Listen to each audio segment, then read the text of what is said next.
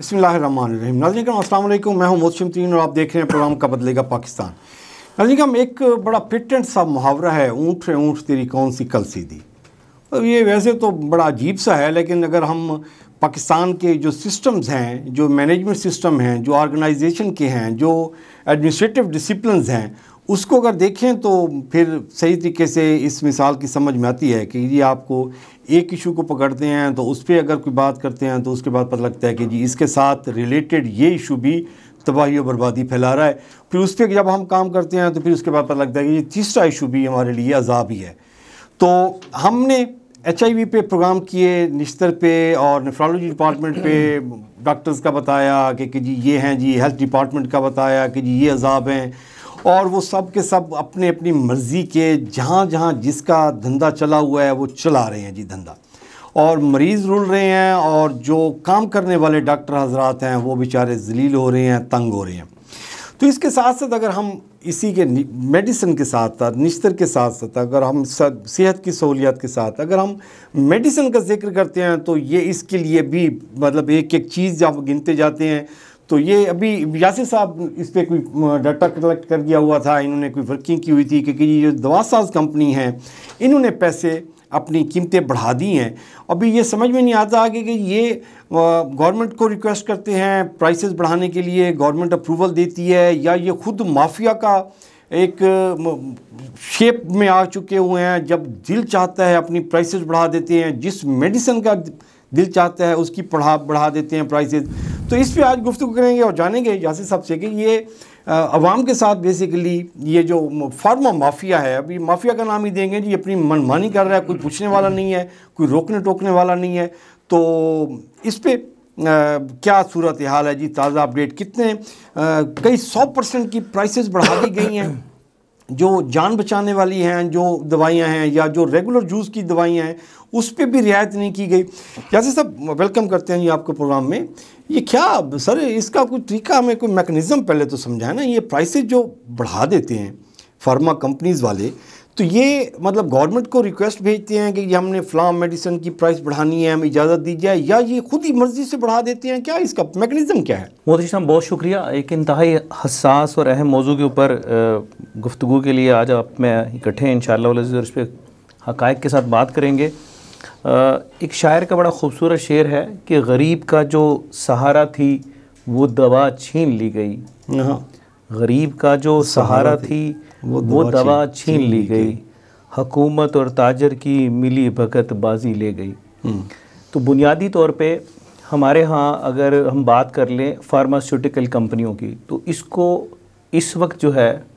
पूरी दुनिया में बड़ी एहतराम की निगाह से देखा जाता था, क्योंकि खिदमत इंसानियत से माखूज़ ये एक इदारा है फार्मास्यूटिकल कंपनियाँ जो दवाइयाँ अद्वियात साजी करने का काम करती हैं। लेकिन पाकिस्तान में अनफॉर्चुनेट, पाकिस्तान के अंदर इनको हम कार्टेलाइजेशन का नाम दे दें, माफिया का नाम दे दें, तो ये नाम इनकी तारीफ़ पे पूरा उतरता है जो इस वक्त की सूरत हाल है। हम बहुत सारे इनके मौज़ूआत के ऊपर बात करेंगे, लेकिन सबसे बड़ा मातम हमने करना है कि जो ड्रैप है, drug regulatory authority of Pakistan, इसका बुनियादी फ़ंक्शन क्या था, ये इसका क़याम क्यों अमल में लाया गया और अब सूरत हाल क्या है, इस पर हम ज़रूर बात करेंगे। बुनियादी तौर पे ये जब इदारा अमल में लाया गया, इसका जो बेसिक ऑब्जेक्ट था इन फार्मास्यूटिकल कंपनियों के ऊपर मुकम्मल चेक एंड बैलेंस रखना, पाकिस्तान में आने वाली अद्वियात और उनके साल्ट के ऊपर गहरी निगाह रखना, और सबसे बढ़ के कि इन फार्मास्यूटिकल कंपनियों के ऊपर चेक एंड बैलेंस के ज़रिए इनको खुला आज़ादी ना देना कि वो अपनी मर्ज़ी की मनमानियाँ करके ममनुआ साल्ट को पाकिस्तान में लाएं, या फिर जो सबसे बड़ा एक हम समझते हैं कि कुल्हाड़े जो हैं वो प्राइसेस की मद के अंदर, बढ़ावे की मद के अंदर बरसाए जाते हैं, उनको रोकना जो है सबसे और बड़ा। इसमें सब स्टैंडर्ड मेडिसिन भी साथ है, तमाम पूरी, क्योंकि रेगुलेशंस बनाने थे, क़ानून बनाने थे। अब हमारे यहाँ अनफॉर्चुनेट है कि हर दौर में, सियासत के हर मैदान में, हर दौर में ये फार्मास्यूटिकल कंपनियां जो हैं, ये जो कार्टेलाइजेशन है, ये जो माफियाज हैं, ये इतने बासर और ताकतवर हैं कि हर दौर में ये अपने मनपसंद MPAs और MNAs के ऊपर इन्वेस्टमेंट करते हैं और उनको वजारत सेहत के इक़्तिदार के कलमदान तक जो है पहुँचाने के लिए बहुत बड़ी इन्वेस्टमेंट इनके ऊपर की जाती है। और ये कोई आज का मामला नहीं है, हमेशा से ऐसा ही हो रहा था कि आप उठा के देख लें, जो भी वज़ीर सेहत बनेगा, जो भी चेक एंड बैलेंस का निज़ाम जिसके हाथ में जाएगा, उसका ज़रूर बैक एंड से ऊपर कहीं ना कहीं जो है वो फार्मास्यूटिकल कंपनियों के साथ रिश्ता बड़ा गहरा संबंध होगा। तो ड्रैब जो है वो बुनियादी तौर पे अपने इस प्रिंसिपल से तो गाफिल रही, और फिर हमेशा ये उनको कुशन फराम करती रही है ड्रैब जो है उन माफियाज़ को, जिन्हें फार्मास्यूटिकल कंपनियां कहते हैं, कि उनको हमेशा आप अपने चोर दरवाजे देते रहे कि आप ये वाला बुनियाद बना के हमारे पास लेकर आ जाएं, तो हम इसकी बुनियाद के ऊपर आपकी कीमतें बढ़ा देंगे और ये कर देंगे। जो जुल्म हुआ वो हुआ 2019 के अंदर, जब पाकिस्तान तहरीक इंसाफ की जनाब इमरान खान साहब बरसर इक़्तिदार थे, कि पाकिस्तान में जो रही सही रेगुलेशन का निज़ाम था, चेक एंड बैलेंस का निज़ाम था, उन्होंने डी रेगुलेशन का बिल पास करके कानून बना के इन फार्मास्यूटिकल कंपनियों को मदर पिदर आज़ाद कर दिया 2019 के अंदर। और उसका रिज़ल्ट क्या आया सामने कि उस कानून, वो बेसिकली कानून क्या, डी रेगुलेशन का कानून क्या। डी रेगुलेशन का कानून यह है कि इस कानून के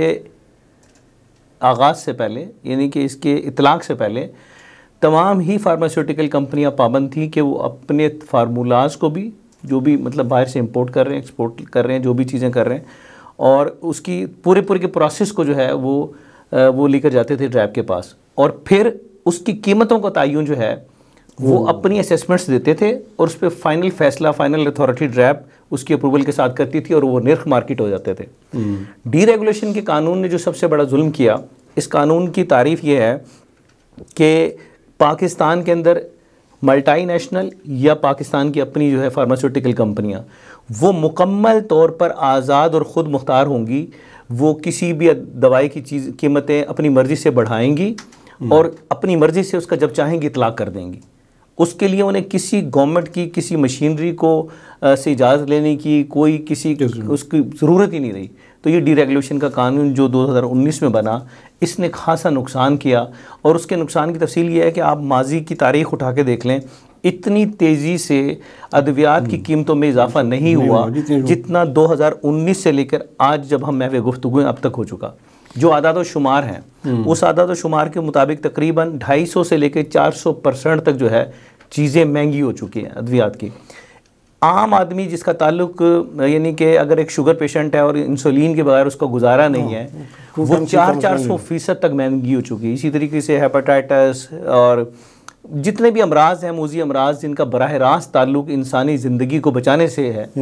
उनकी कीमतों में जो है इतने ज़्यादा गैप्स, इतने ज़्यादा इजाफे हो चुके हैं कि अनबियरेबल है।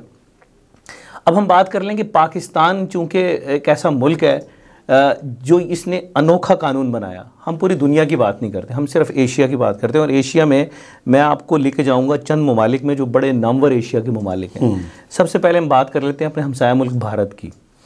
भारत के अंदर प्राइस कंट्रोल ऑर्डर DPCO नाफिज है, जिसके तहत कोई भी फार्मास्यूटिकल कंपनी, उनकी नेशनल है या वो बाहर से आके काम कर रही है, उनको इजाज़त ही नहीं है कि वो अपनी मनमानी करें और कीमतों का तयन करें। वो सारा प्रोसेस DPCO जो उनकी प्राइस कंट्रोल ऑर्डर कमेटी है वो तयन करती है। आप चलते हैं China, upcoming super power of the world. China के अंदर Chinese social security system CSS वो कारगर है, उसके तहत ही कीमतों का तयन होता है, किसी को मनमानी करने की इजाज़त नहीं है। चलिए मैं आपको लेकर चलता हूँ दुनिया के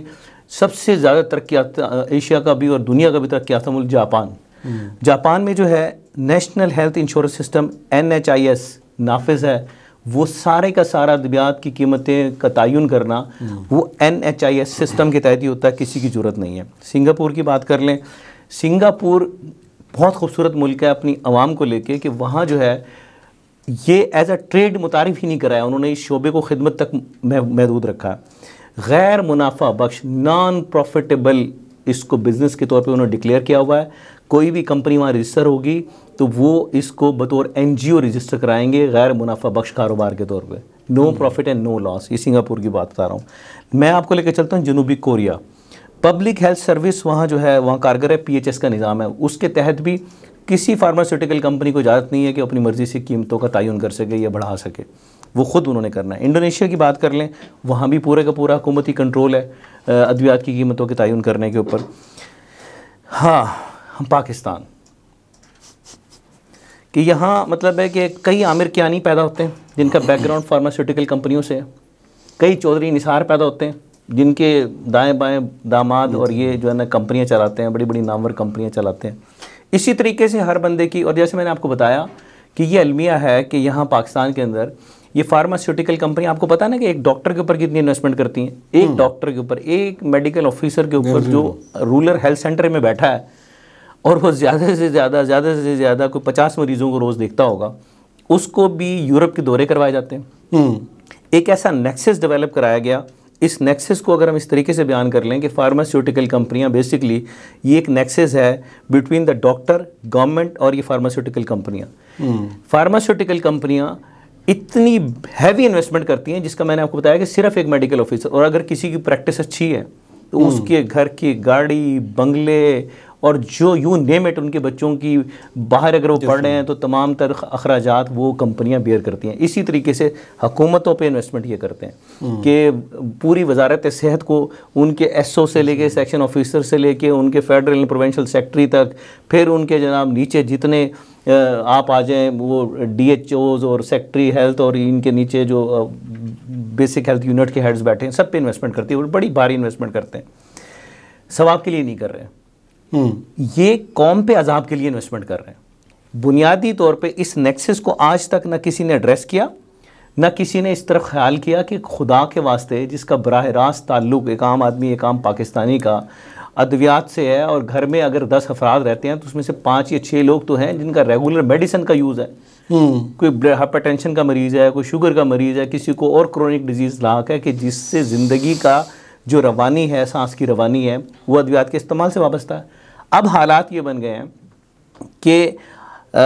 बड़ी दर्दनाक कहानियाँ आपको और हमें सुनने को मिलती हैं हमारे माशरे के अंदर कि बहुत से लोग जिनको बड़ी क्रोनिक किस्म की शुगर है या ब्लड प्रेशर्स हैं, महंगी अद्वियात होने की वजह से वो बेचारे इस्तेमाल नहीं कर पा रहे। अभी एक दोस्त मुझे मिला, उसकी बड़ा अच्छा हमारी उम्र का या यंग आदमी है, तो उसकी ना एक आंख ज़ाया हो गई। तो वो शुगर पेशेंट था, तो मैंने उससे पूछा, मैंने कहा कि यार एहतियात करें, कोई ख्याल करें अपना। उसने कहा यासिर भाई जो वैक्सीन मुझे सूट करती है उसकी प्राइसेस इतने हाई हो गए कि जो 700 रुपये की हफ़्ता मुझे लगता था, अब वो 4100 रुपये हफ़्ता मैं कहाँ से लाऊं। एट द रिज़ल्ट वो आंख ज़ाया करा बैठा। अल्लाह अकबर। अब ये देखिए कि ये एक राम कहानी एक फ़र्द की नहीं है, ये पूरे माशरे में लाखों केसेस पाकिस्तान के अंदर ऐसे हैं कि जो लोग इन महंगी अद्वियात की वजह से, इस नेक्सस की वजह से जो between the pharmaceutical company, doctors and government का बना हुआ है और ड्रैब का बना हुआ है, ये इनके नेक्सस, इनके गठजोड़ की वजह से उनकी ज़िंदगियाँ अज़ाब और जहन्नम बन चुकी हैं।